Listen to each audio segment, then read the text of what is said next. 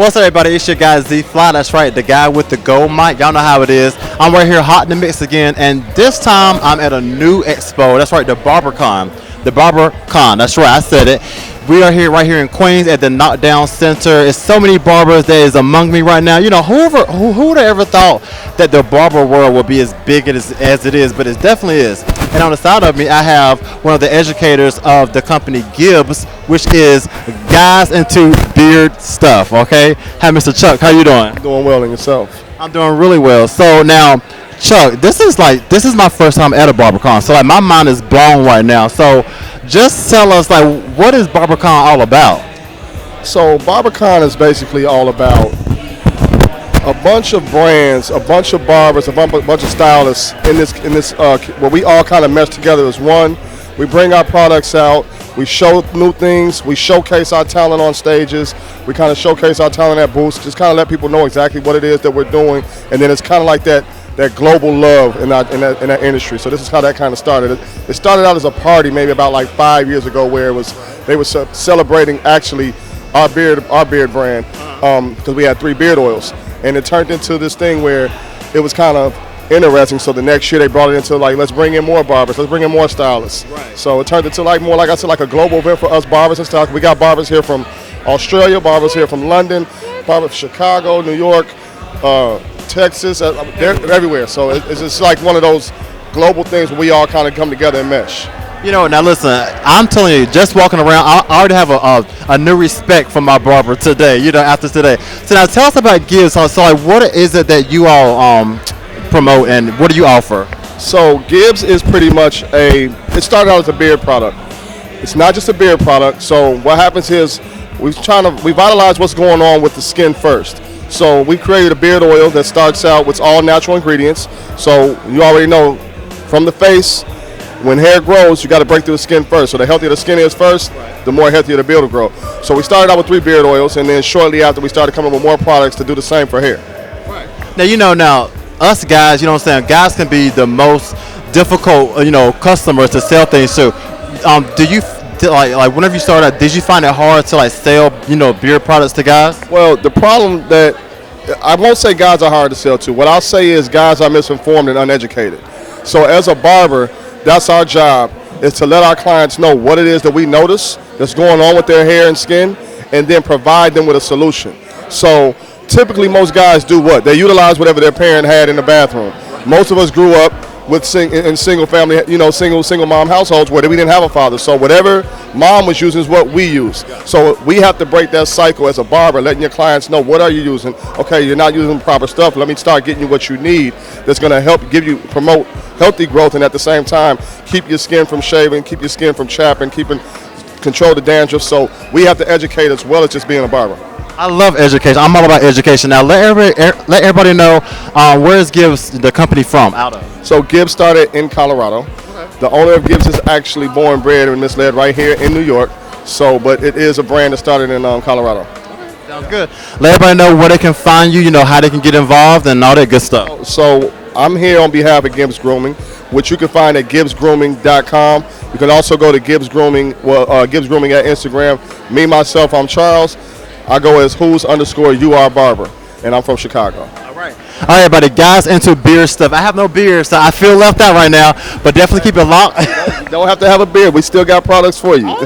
Listen, I'm good there. Keep it locked. We got so much more to come. We're just getting started. This is Barbercon NYC at the Knockdown Center. Stay tuned.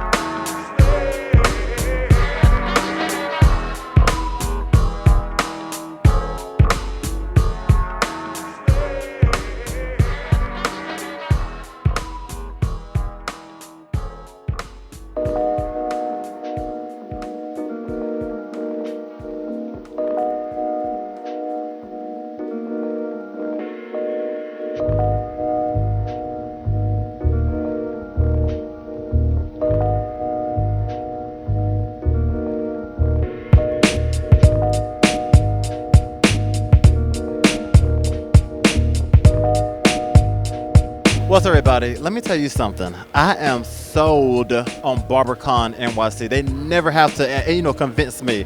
Not that they really had to, anyway. I have seen so many beautiful people, so many talented barbers. I mean, I actually got a free cut myself, as y'all can see right here. But let me tell you something. I'm having such a great time.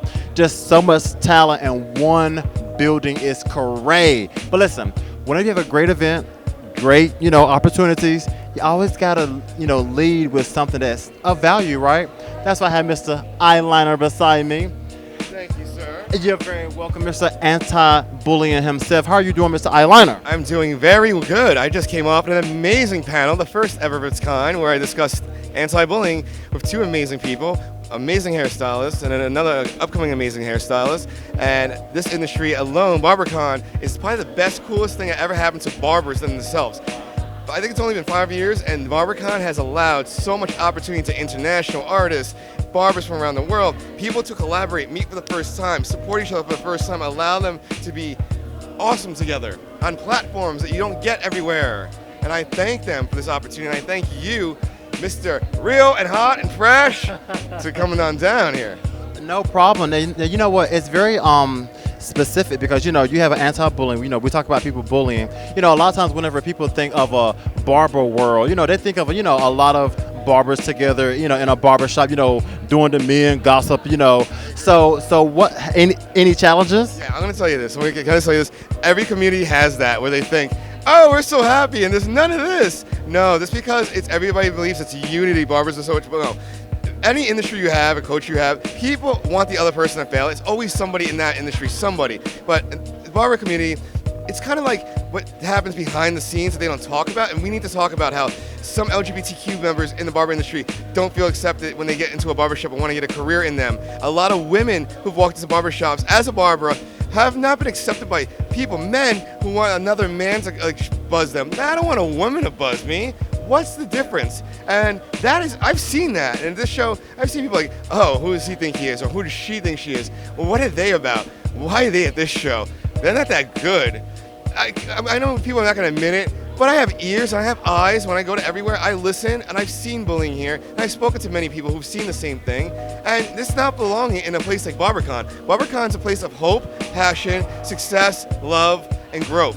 This industry is going to grow with Barbercon, and this industry is going to grow with artists from around the world. We have artists from Australia here. We have artists from London here. We have Asian artists here. We have artists from North Carolina. We have artists from Washington, PA, Chicago, and New York, everywhere.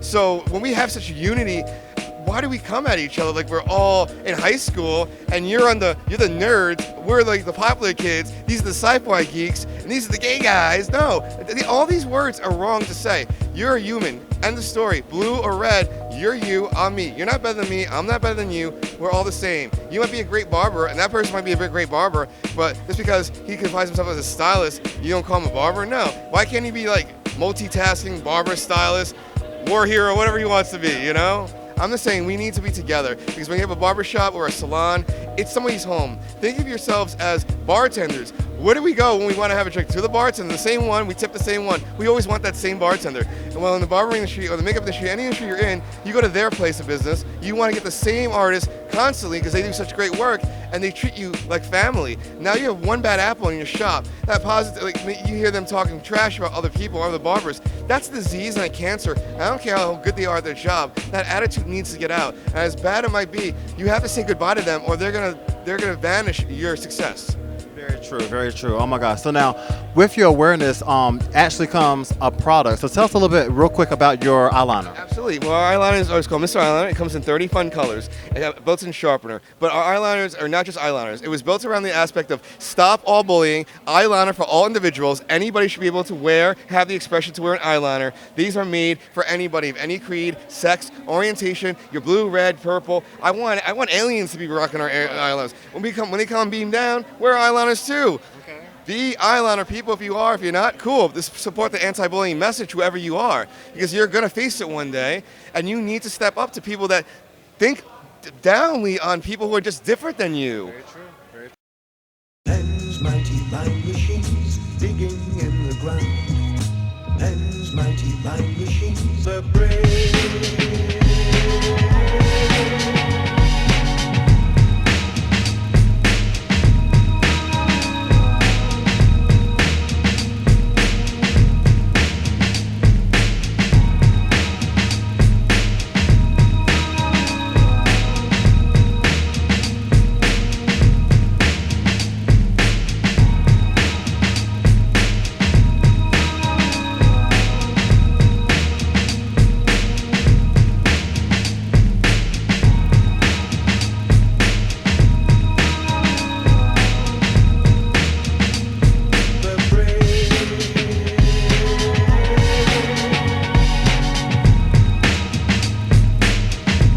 What's up, everybody? It's your guy Z Fly, and if you're wondering that I look a little different, it's because I do. Thanks to this lady right here, Mrs. Brandy Lachey. She hooked me all the way up. Now, as y'all know, I do the red carpet right here at the Barbercon NYC. Listen, I'm just thinking, so I'm gonna be interviewing some great people, some great barbers. I didn't know one was gonna snatch me up. Miss Brandy, you made me look official. How are you doing? I'm doing so good. As you know. Profound. You know what I'm saying? I gotta have the best for a gold star right here. Let me tell you something. She is so great. She's so humble. Don't let this beautiful smile fool you because she has a lot on these fingertips. Okay, now first of all, let's just start from the beginning a little bit. So now you are here at Barbercon. You are a barber. What made you want to be a barber? You know what I'm saying? Most of the stereotype would be, women would be, beautician, but you're a barber. Tell us how that got started. Well, that's an easy story. When I was 14 years old, I had a girl tell me that my boyfriend was ugly. He wasn't ugly, was he? Yes, and she told me he was ugly, and then I decided, you know what, instead of you being able to call my boyfriend ugly, I was going to go ahead and start cutting his hair, and I started stealing my clippers from my mom up underneath the bathroom sink because my mom wore a short haircut, and I started cutting his hair to make him beautiful because I thought he was beautiful, so I was trying to fix it. And that turned into cutting his friends and cutting them for $5 a piece here and there. As soon as I graduated from high school, I decided I wanted to go to barber school, and the rest is history. Wow. Okay, now how long, and then you made it into a business, so how long have you actually been cutting? I've been cutting for 23 years. 2 decades and a little bit. And a little bit. Oh my God! So now, listen. Now we're here at the Barbercon here at the Knockdown Center here in Queens, and you have even more news than that, don't you? What happened this year? Why are these stars over your head right now? These stars are over my head because this year I was so excited and I was shocked, but to my surprise, I came up here to Barbercon New York, and I got an award for Best Female Barber of the Year, and I still have chills, and I'm still trying to embrace all of that and what that means, but I'm just thankful. Exactly. I'm thankful that my industry took the time to notice what I was doing and that I'm passionate about it and that it's real for me, so I'm just thankful. Okay, now look. Here at the Hot in the Mix crew, we are a hard bunch. So now, you are the female barber of the year. Now who was it now? Out of how many? 4 people? Oh, I don't know. I don't think there was any nominations or any. I don't think they did like nominations. I think he does it a little differently, and that's kind of cool because it really shocked me and it caught me off guard. Right. And I love that. Like, I'm so thankful. Exactly. Now, of course, listen, female barber of the year. Now that's big. You know what I'm saying? You have that title now. So I'm pretty sure, like, what type of challenges have you seen with your male counterparts? Ooh, spicy question. We're hot in the mix. I mean, over the years, like, it's been hey.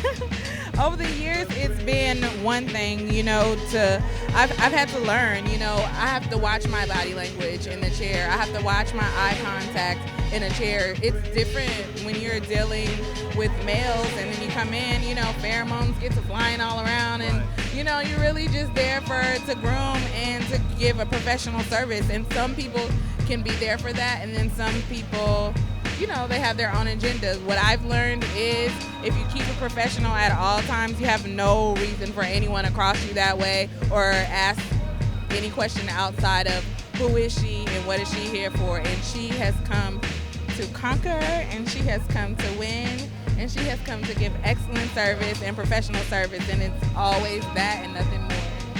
You are definitely a boss. Now let me tell you something. As y'all can see, cameraman, get it real quick. This is what Miss. Hopefully he got it, but y'all see it. She did this to me. She shut me up because for one thing, I was like, look, who are you? What are you gonna do to my hair? And I'm speechless. I'm a fan, and I would definitely be making it to ATL. Anytime I'm in the ATL, calling you up. I'm hitting you up. So definitely, now tell us who actually, I guess, like how, because like today I saw a lot of people, you know, they're asking you questions like, oh, how do you do this, or what blade or what guys should I use? Now, in your start, like I guess like who do you look at, you know what I'm saying, to kind of know what to do? I literally had this conversation with my mom just a year ago. Even though I'm 23 years in, I literally was looking for someone to look up to, and I didn't see that. Like, you know, I come from a different era than everyone else does, you know, with social media being added into the mix. Like I was trying to understand, who do I find, who do I look at and get and pull inspiration from. And my mom said, Brandy, what about the idea that maybe the person you're looking for is you? Maybe people are gonna come to you. Maybe you are actually the first. Like everyone has to start somewhere. And that was a lot for me to try to accept. But once I started praying about it and accepting that for myself, it became a lot easier. And I looked up to my Michelle Obamas. I looked up to my Tarajis. I looked up to, you know, Danica Patrick, you know, female, first female, you know, not first, but NASCAR driver. You know, like I had to look for people who were in situations that I was in, and kind of pull some inspiration from that. Not necessarily cuts, but that lifestyle part, and that has helped groom me and keep me level-headed and stable-minded. Well, listen, I'm inspired. Listen to me. I did not know what to expect at the Barbercon, but Miss Brandy Lachey, she has set the bar very high. I'm so happy. Thank you so much for my cut. Let everybody know where they can find you and what's your next move. You can find me at the Original Barber Doll, the Original Barber Doll on IG. And my name is Brandy Lachey. And what's next for me? It is continuing to inspire. It is household name. You know, maybe your products. Maybe, I don't know. You know, I am a mom. I have a baby at home, 13 years old. So I'm trying to groom her into her entrepreneur thing. I'm about love, light, and living free. So. Well, everybody, this is definitely hot in the mix, okay? With your guys, D-Fly. I am so honored. Well, I'm just honored. I'm looking fly as you know what. Miss Brandy Lachey, y'all definitely follow her. Keep it locked.